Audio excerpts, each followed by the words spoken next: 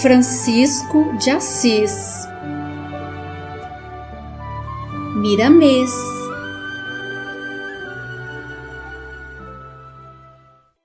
Capítulo 20. O encontro sublime.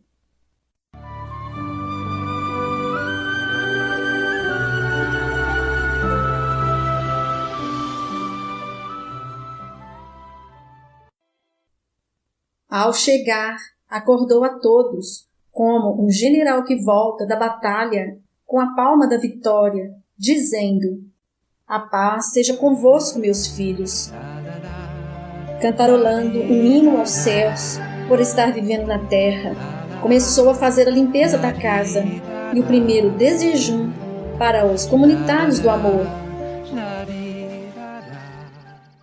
Sol já alto, aqueles homens que assistiram ao espetáculo de Francisco de Assis, ensanguentado nos espinhos das roseiras, começaram a contar o sucedido, e avolumava-se grande caravana para ir ao lugar, pensando que ele houvesse sucumbido.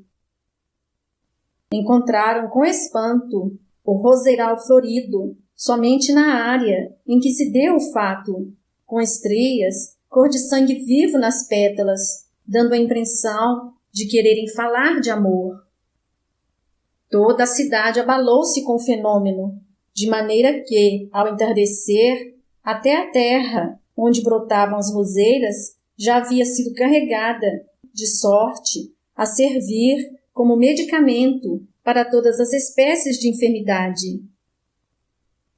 Eis aí um dos fenômenos do espírito que, na sua última reencarnação, tomou o nome de Francisco de Assis, como um raio de sol divino, para aquecer as almas no gelo da indiferença, e sentiu o amor do Cristo no seu mais alto grau em que se pode filosofar.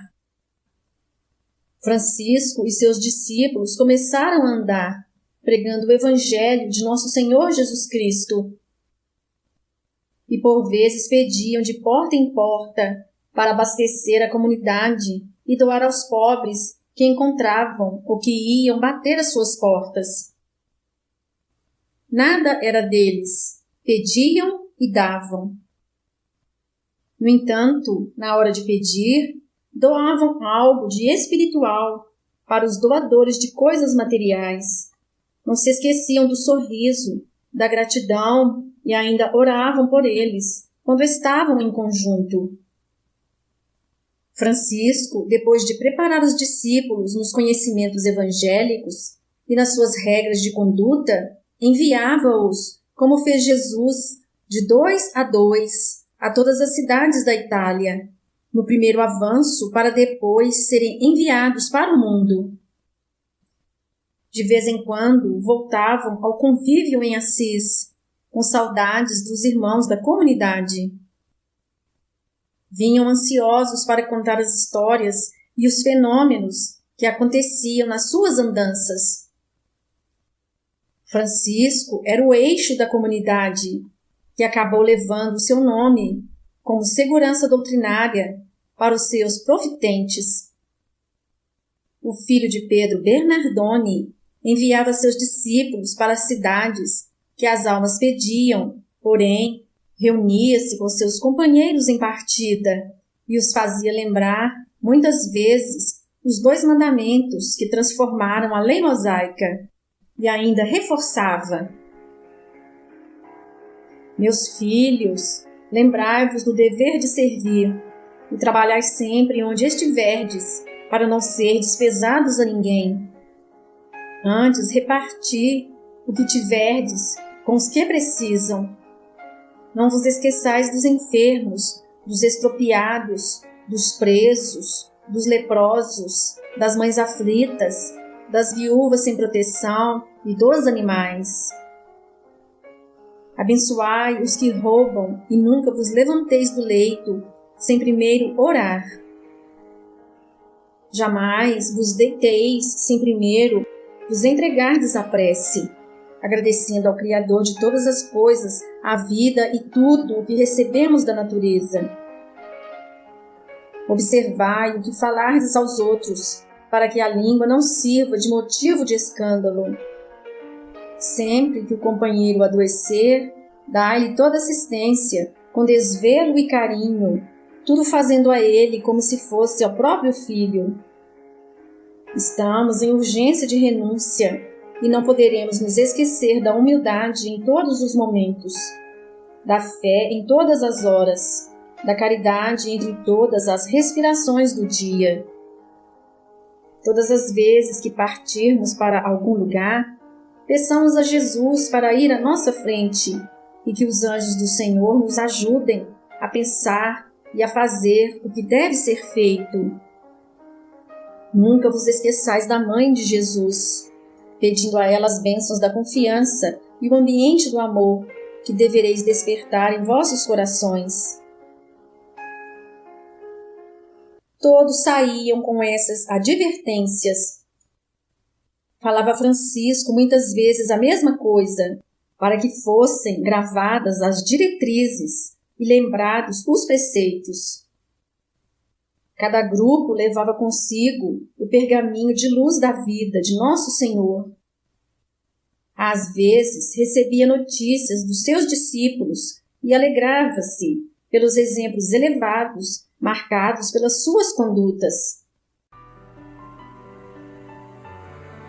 Desde o dia em que falara na igreja de São Rufino, Francisco não esqueceu mais os olhos de Clara, que o fitavam na mais alta emoção que os sentimentos podem manifestar.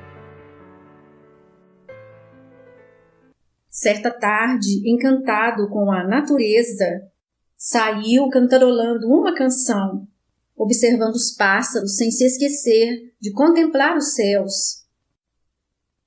Sem que esperasse, sentiu uma mão pousar de leve em seu ombro e dizer: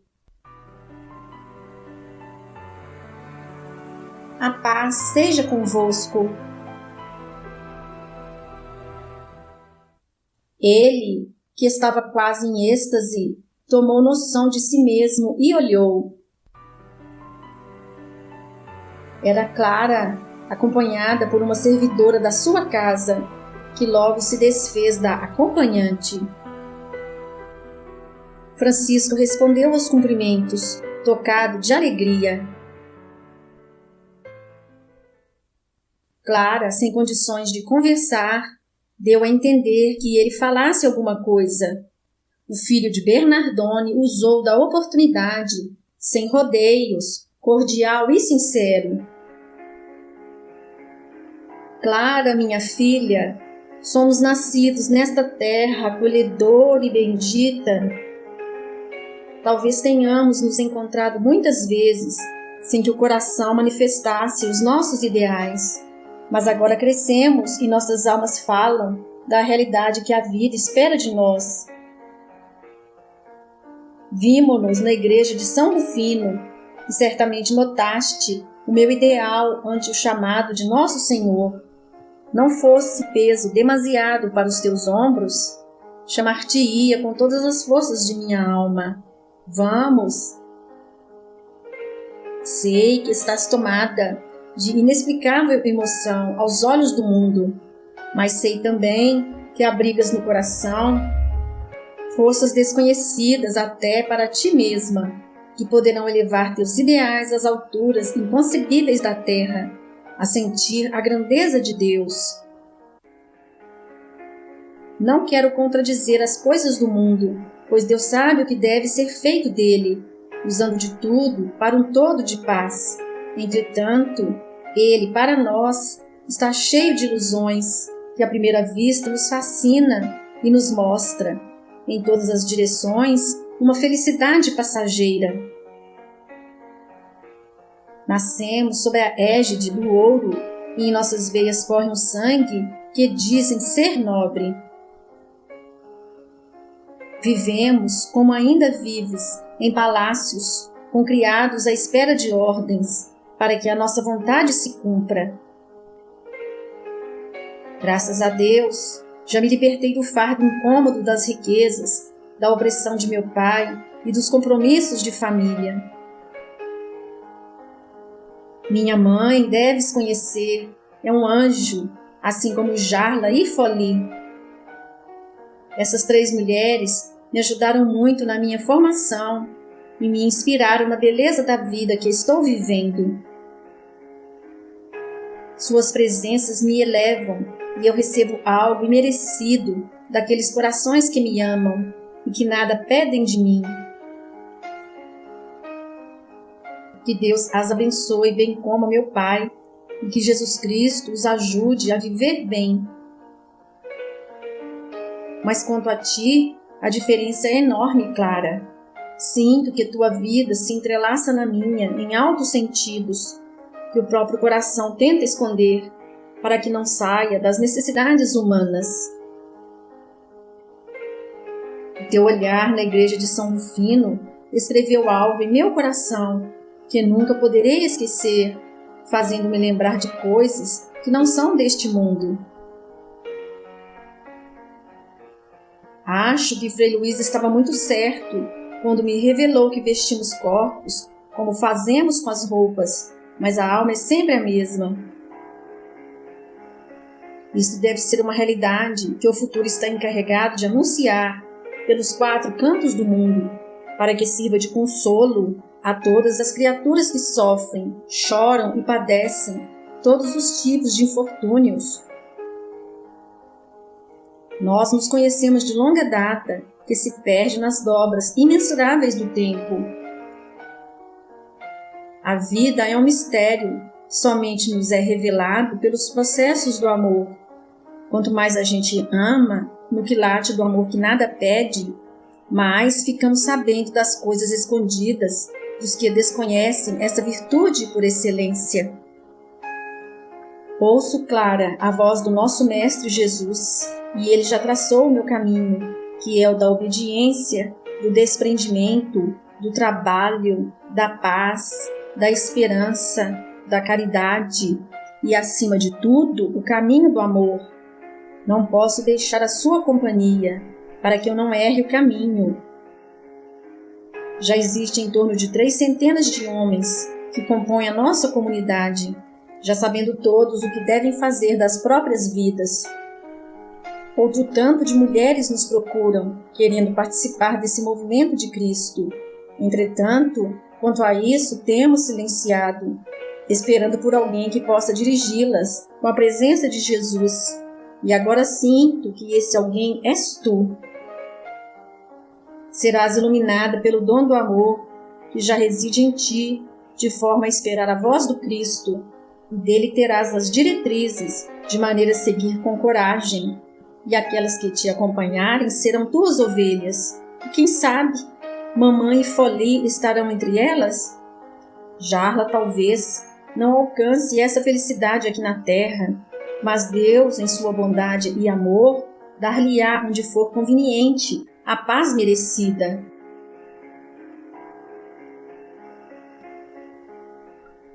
Francisco deu uma pausa premeditada para dar tempo a Clara de raciocinar e sentir a verdade.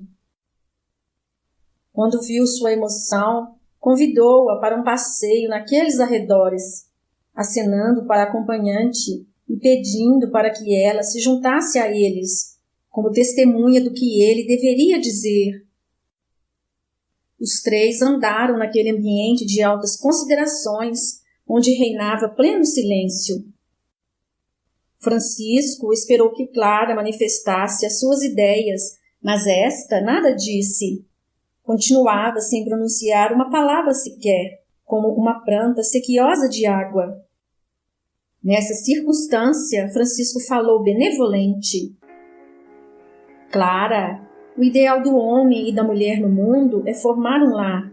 E esse lar é, por assim dizer, uma semente de Deus, que garante a continuidade das criaturas humanas. Isso é maravilhoso, é mesmo divino. Entretanto, minha filha, existem aquelas pessoas que vieram ao mundo para servir, como no nosso caso, e a sua família se chama humanidade. A nossa família, Clara, são todos os animais, aves e peixes, tudo que Deus fez e que vive no universo. Não que falte em nós o impulso das coisas da terra. Ele nos manda fazer o que os outros fazem. O instinto sexual não tem barreiras e não obedece a leis, atendendo somente à sua própria satisfação.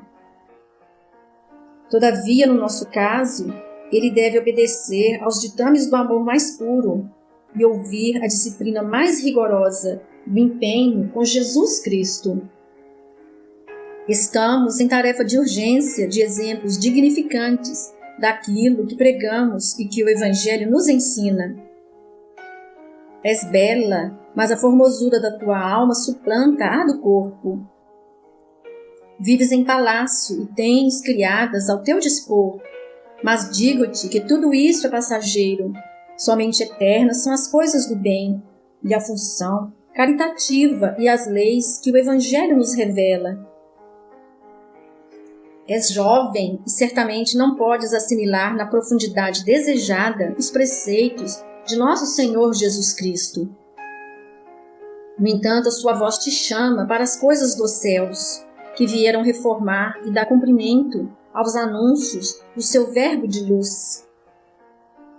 Que a voz dele seja tua, que a tua vontade dele seja a tua, e que seu amor se manifeste em teu coração, na proporção em que tua vida cresce para Deus. Volta para a tua casa, pensa no que ouviste e obedeça somente à tua consciência, pois a tua felicidade depende da tua decisão. Andaram horas e horas juntos, Francisco falando e Clara ouvindo. Em dado momento, assentaram-se em uma árvore que o tempo jogara ao chão e serviram-se dela como um banco confortável ofertado pela natureza. Clara levantou a cabeça, que se mantivera baixa, para ouvir com precisão os mais sutis preceitos recitados por Francisco, e falou como que tomada de amor. Francisco, nunca pensei que existisse tamanha felicidade quanto a que senti por dentro da igreja de São Rufino, quando te vi envolvido na candura que te é própria.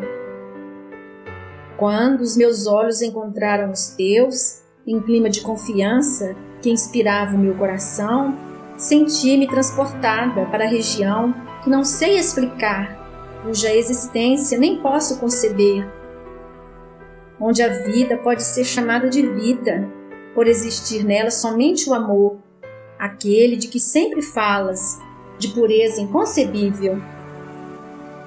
Com os anos que tenho, parecem-me surgir responsabilidades que assumi com Deus na presença de nosso Senhor Jesus Cristo. Mas essa luz que me banhou trouxe-me à realidade e tornei-me idosa em experiências e já compreendo de que falas, na profundidade de meu ser. Senti coisas estranhas referentes à tua pessoa, desde o impulso mais grosseiro a que o corpo se faz unir, até o amor mais puro que o coração em Cristo pede e seja sentido. Fiquei e estou dentro de um emaranhado de forças, cujo objetivo por ora desconheço, porém sinto o coração firme e decidido para ouvir e viver o que Deus determinar ou que já tenha determinado. Compreendo a tua fala e parece que identifico a tua presença, de sorte a confundir o tempo em que vivemos, e já observei que a tua missão é grandiosa e precisa de quem te ajude na concretização deste ideal, que ultrapassa todos os ideais dos homens, mesmo os mais santos.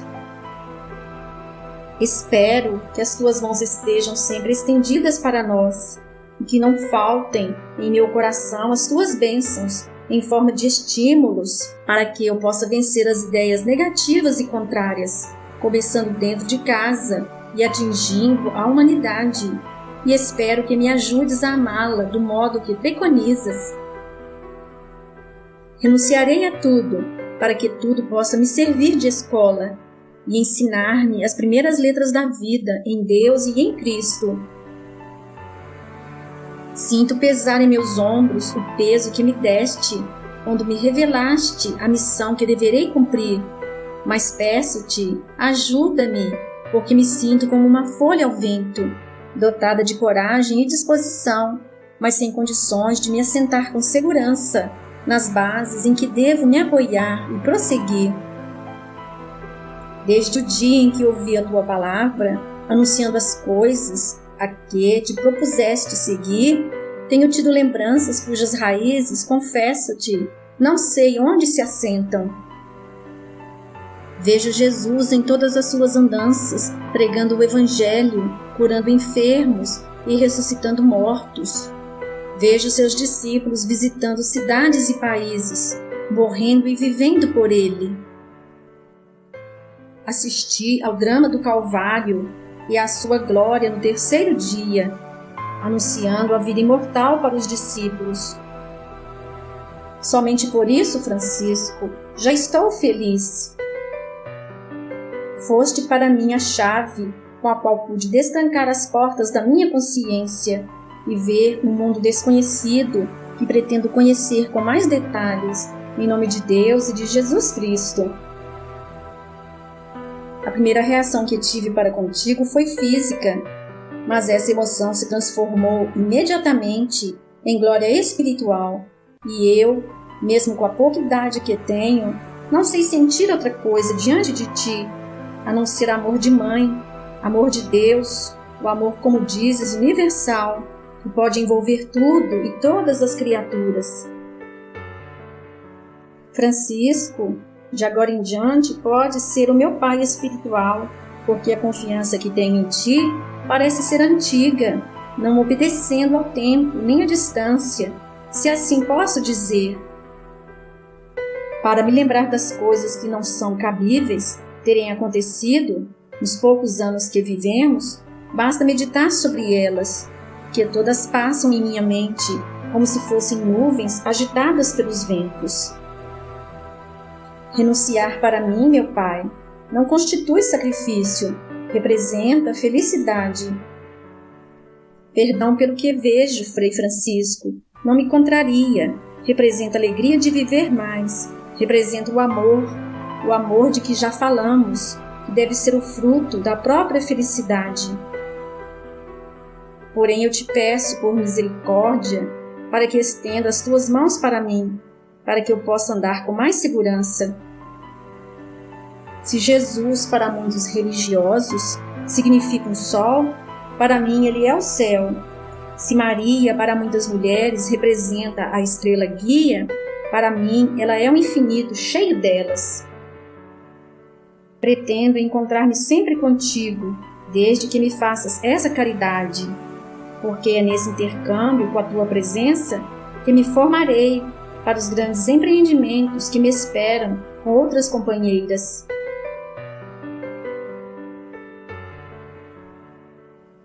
Francisco de Assis a tudo ouviu, demonstrando alegria. Notava de vez em quando a feição de Clara mudar e a voz brilhar no decorrer das frases que, inspirada, compunha. Verdadeiramente, ela estava sendo um instrumento para que alguém do mundo espiritual falasse a Francisco. O mesmo ocorria com ele. Estava sendo selada a aliança de Clara e Francisco para a eternidade. Depois de longas conversações, os dois se despediram, inflamados de alegria espiritual. E Francisco partiu cantando hosanas ao Senhor por mais uma vitória de Cristo nos caminhos do mundo. E pensou intimamente: as pedras estão no mundo, basta ajuntá-las para construir a grande casa de Deus. Fim do capítulo. O Senhor te abençoe e te guarde. Mostra-te o seu rosto e tenha misericórdia de ti. Volte para ti o seu olhar e lhe conceda a paz.